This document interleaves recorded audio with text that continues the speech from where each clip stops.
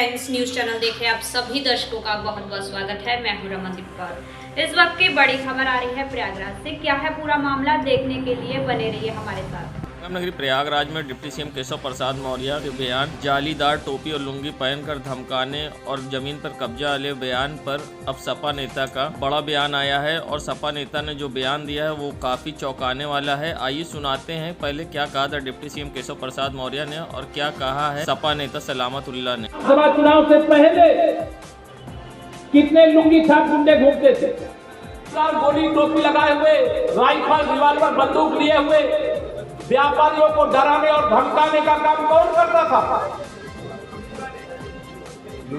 आपकी जमीनों पर कब्जा करना और कब्जा करने तो शिकायत करने भी मन जाना, ऐसी धमकी कौन देता था? यह सारा कुछ याद रखना मेरा इतना ही कहना। तो सिविल लाइन के पूरे क्षेत्र को बहुत ही शांतिपूर्ण इलाका माना जाता था, लेकिन इस शांतिपूर्ण इलाके को भी अशांत करने के लिए एक साथ मैं देखता था 20-20, 30-30, 40-40 गाड़ियों में 50-50, 100-100 वस्लहे लेकर के 80% गुंडे तो ये खुद पाल रखे हुए हैं। और रहा सवाल टोपी और लुंगी पे, लुंगी का सवाल तो ये आप बाबा जी से पूछिए, क्योंकि लुंगी तो बाबा जी पहनते हैं और माननीय केशव प्रसाद मौर्य जी ने जो है ये जो बात कही है ये बाबा जी के लिए कही है, क्योंकि बाबा जी ने ही उनको ठेंगा दिखाया है। बाबा जी ने ही उनको ठेंगा दिखाया, इनको मान सम्मान तो मिल नहीं रहा पार्टी में, तो बाबा जी को ही बार बार ये कह रहे हैं लुंगी लुंगी लुंगी लुंगी। कौन पहन रहा है बताइए? आपके हर कैमरे पे बाबा जी लुंगी पहन के आ रहे हैं। बाबा जी कुर्ता पजामा पहन के आ रहे हैं क्या? बाबा जी ही तो लुंगी पहने हुए हैं। तो केशव प्रसाद मौर्य जी माननीय योगी आदित्यनाथ जी के बारे में बोल रहे हैं और ये उनकी आपस की बात है, जनता के बीच में कहना अच्छी चीज़ नहीं है। मतलब मुसलमानों को नहीं कह रहे? ना ना ना ना, बिल्कुल मुसलमानों को नहीं कह रहे, सिर्फ और सिर्फ बाबा जी पे टंस कर रहे हैं ये। संगम नगरी प्रयागराज के गौघाट का नज़ारा है, जहां अनियंत्रित होकर स्कूटर जाके मछली मंडी में गिरा। करीब 8 फीट ऊंचाई से स्कूटर नीचे गिरने से मछली बेच रहे दुकानदार को जो घायल हो गया, जिससे उसे इलाज के लिए अस्पताल भेजा गया। वहीं स्कूटर चला रहा युवक सुरक्षित है। वहीं बताया जा रहा है कि अनियंत्रित स्कूटर 8 फीट ऊंचाई से गिरा। स्कूटर अनियंत्रित होने का कारण ब्रेक फेल होना बताया जा रहा है। वहीं मौके पर पहुंची पुलिस अब जांच में जुट गई है।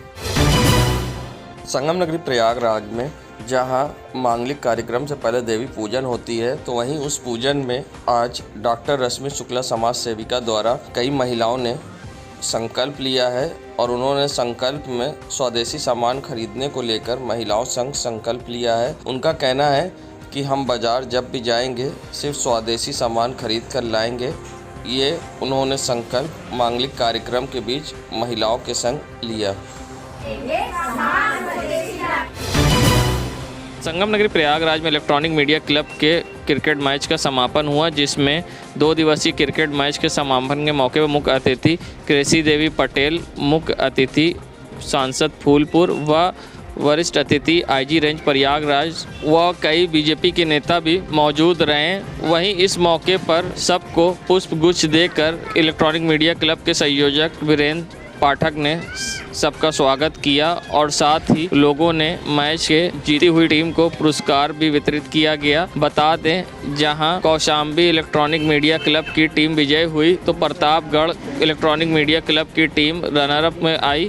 वहीं इस मौके पर लोगों को आए हुए अतिथियों को भी प्रस्तुति पत्र देकर सम्मानित किया गया। संगम नगरी प्रयागराज के जय जवान जय किसान मंच के मुख्यालय प्रयागराज में आज एक बैठक की गई, जिसमें सभी सदस्यों ने मिलकर चर्चा की हो रही फसल और किसानों की एमएसपी और खड़ी फसल की खरीदारी ना होने पर उन्होंने आक्रोश जताया है। साथ ही उनका क्या पूरा कहना है इस पूरे मामले पे, आइए हम आपको सुनाते हैं। साथ ही सुशील जय हिंद ने किस तरह के आरोप लगाए हैं वो भी हम आपको सुनाते हैं। चर्चा कर रहे हैं कि जो हम लोगों की फसल तैयार हो चुकी है धान के रूप में, वो फसल पड़ी हुई है मंडियों के बाहर, बोरों में सड़ रही है। हम ओस में पड़े हुए आंसू बहा रहे हैं। मेरी फसल का उचित मूल्य नहीं मिल पा रहा है। बिचौलियों की भीड़ लगी हुई है। अधिकारी सुनने के लिए नहीं तैयार हैं। बेलगाम अधिकारी इनके ऊपर राजनेता लगाम कसें और किसानों की तैयार फसल का उचित मूल्य मिले, उनकी फसल को लिया जाए। इस पे हम लोग चर्चा कर रहे हैं और अगर बेलगाम अधिकारी टाइम से किसानों के हित में काम नहीं शुरू करेंगे तो हम लोग मजबूर होकर सड़कों पे उतर के उनके खिलाफ आंदोलन करेंगे। क्या लगता है आपको इसके लिए जिम्मेदार अधिकारी हैं सरकार? नहीं, सरकार को तो हम दोष नहीं देंगे, लेकिन ये बेलगाम अधिकारियों को देंगे। सरकार ऊपर से कह देती है कि आपको काम करना है, अधिकारी अगर चाहे सही ढंग से तो सरकार की भी मंशा के खिलाफ जा सकता है और सही न्याय लोगों को दे सकता है। मेन दोषी अधिकारी हैं, सरकार नहीं। हम सरकार को दोष नहीं दे सकते। नागरिक सुरक्षा स्थापना दिवस की 59वीं वर्षगांठ के अवसर पर कल 6 दिसंबर को शपथ एवं प्रस्तुति पत्र वितरण कर कार्यक्रम का आयोजित किया जा रहा है, जिसको लेकर क्या पूरा कार्यक्रम है, आइए जानते हैं क्या कहना है रविशंकर द्विवेदी का। बताते चले, मुख्य अतिथियों के स्वागत के लिए वहीं सिविल डिफेंस के लोगों ने तैयारी शुरू कर दी गई है, वहीं मुख्यालय में भी रंगोली भी बनाई गई है। कल 59वां सिविल डिफेंस का स्थापना दिवस है, पूरे भारतवर्ष में मनाया जाता है और सिविल डिफेंस के इसमें मुख्य अतिथि हमारे कंट्रोलर डीएम संजय खत्री जी और विशेष अतिथि डीआईजी एसएसपी सर्वश्रेष्ठ त्रिपाठी जी हैं, जिसमें साल भर जो सिविल डिफेंस के कार्य होते हैं उनके जो वार्डन्स के द्वारा पूरे नगर में काम किए जाते हैं उनको प्रशस्ति पत्र प्रदान किया जाता है और आगे की कार्य रूपरेखा तैयार की जाती है आने वाले कुंभ मेले, माघ मेले के संदर्भ में, और जो भी सिविल डिफेंस ने अपने कार्य किए होते हैं उसी संदर्भ में हम लोगों का स्थापना दिवस का कार्यक्रम आयोजित किया गया है। तो प्रोग्राम में जैसा कि आप बता रहे हैं कि सिविल डिफेंस का ये कौन सा स्थापना दिवस है और क्या कार्य करती है सिविल डिफेंस? सिविल डिफेंस का चाइना युद्ध के बाद पहली बार गठन हुआ था 1962 में। तो जब गठन हुआ तो एक्ट के थ्रू इसका गठन हुआ। उस दिन से आज तक जो है हम लोग प्रत्येक वर्ष जो है स्थापना दिवस के रूप में इस तरह मनाया जाता है। संगम नगरी प्रयागराज में एसएसपी प्रयागराज सर्वश्रेष्ठ त्रिपाठी ने एक निरीक्षक 4 उप निरीक्षकों को किया इधर से उधर। बता दें, निरीक्षक अश्वनी कुमार को पुलिस लाइन से पीआरओ, उप निरीक्षक राजेश कुमार मौर्य को पुलिस लाइन से थाना अध्यक्ष मुट्ठीगंज, उप निरीक्षक रणविजय सिंह को थाना औद्योगिक क्षेत्र से प्रभारी चौकी पीपलगांव थाना धूमनगंज, उप निरीक्षक वरुणकांत प्रताप सिंह को सोशल मीडिया सेल कैंप कार्यालय से प्रभारी सर्विलांस सेल अपराध शाखा, उप निरीक्षक दीपक कुमार को प्रभारी चौकी जीवन ज्योति कीटगंज से पुलिस लाइन किया हाजिर। बेहतर पुलिसिंग कानून व्यवस्था को चुस्त दुरुस्त रखने के लिए जनहित में उठाए गए कदम तत्काल प्रभाव से किया स्थानांतरित। संगम नगरी प्रयागराज में भारत रत्न बाबा साहब भीमराव अंबेडकर जी की 66वीं महापरिनिर्वाण दिवस पर शहीद सम्राट माता दीन हेला स्मारक कुष्ठ आश्रम करेला बाग प्रयागराज में पूर्व संध्या पर श्रद्धांजलि दी गई। मंजिल जनहित संस्थान एवं इलाहाबाद जन कल्याण समिति द्वारा राजकुमार रिजवान, नासिर, कृष्ण गोपाल, कृष्ण, शाहनवाज आलम, सूरज आदि मौजूद रहे जिन्होंने श्रद्धांजलि दी। संगम नगरी प्रयागराज के एक पुराने शहर का नज़ारा है, जहां आप देख सकते हैं किस तरह से कोविड गाइडलाइन का उल्लंघन हो रहा है। 1-2 लोग को छोड़कर किसी के चेहरे पर मास्क नहीं आए दिखाई देगा, जबकि कोरोना के नए वेरिएंट ओमिक्रॉन के आने के बाद यहां WHO ने गाइडलाइन जारी की है और साथ ही सतर्क रहने की बात कही है, मगर उसके बावजूद अब प्रयागराज में कोविड गाइडलाइन का किसी तरह से पालन नहीं हो रहा है और एक बार फिर प्रयागराज कोरोना की चपेट में हो सकता है। इससे बड़ी बात, नियम कानून का पाठ पढ़ाने वाली पुलिस भी दिखी गायब। संगम नगरी प्रयागराज अक्सर अपनी कला को लेकर जहां लोग कला के पीछे ध्यान देते थे, मगर अब ये गुमनामी में खो गया है। वहीं जब हमने कलाकार से बात करने की कोशिश की तो उनका कहना था कि सहयोग से हमें यहां आने का मौका मिला है।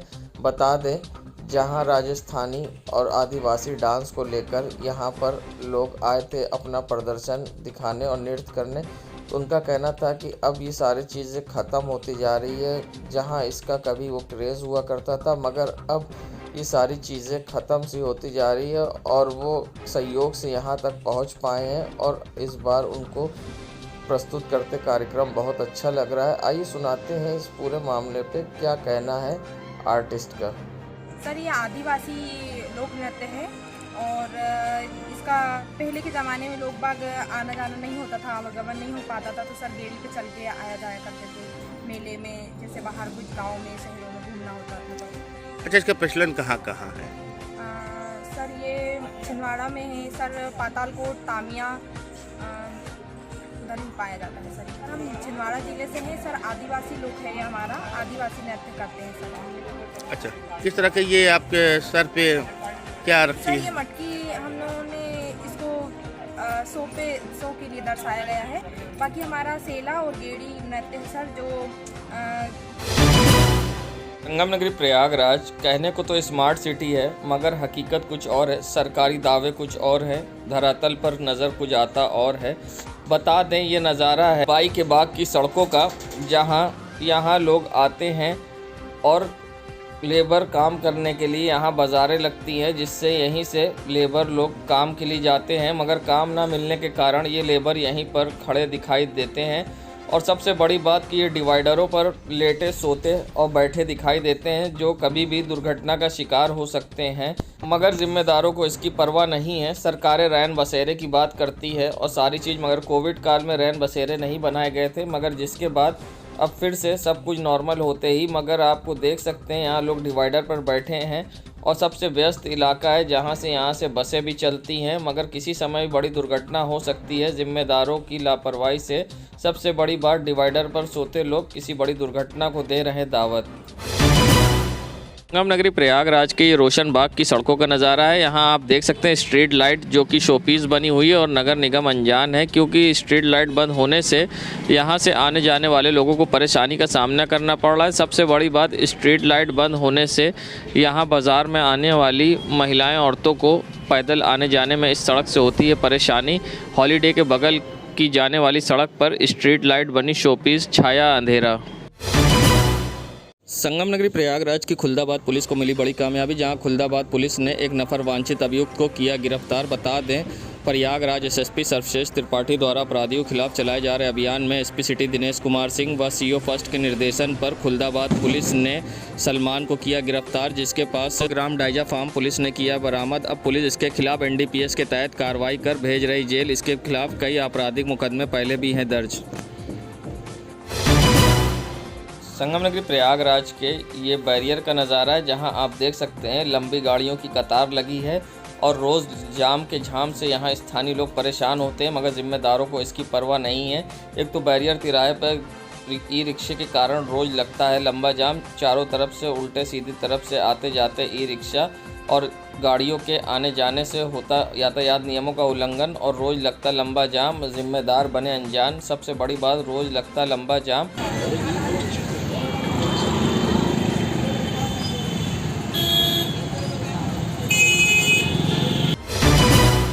संगम नगरी प्रयागराज के नोडला रोड के पास सादियाना गेस्ट हाउस के पीछे की गली का नज़ारा है, जहां गली किस तरह से जर्जर हालात में है आप देख सकते हैं, मगर ज़िम्मेदारों को इसकी परवाह नहीं है।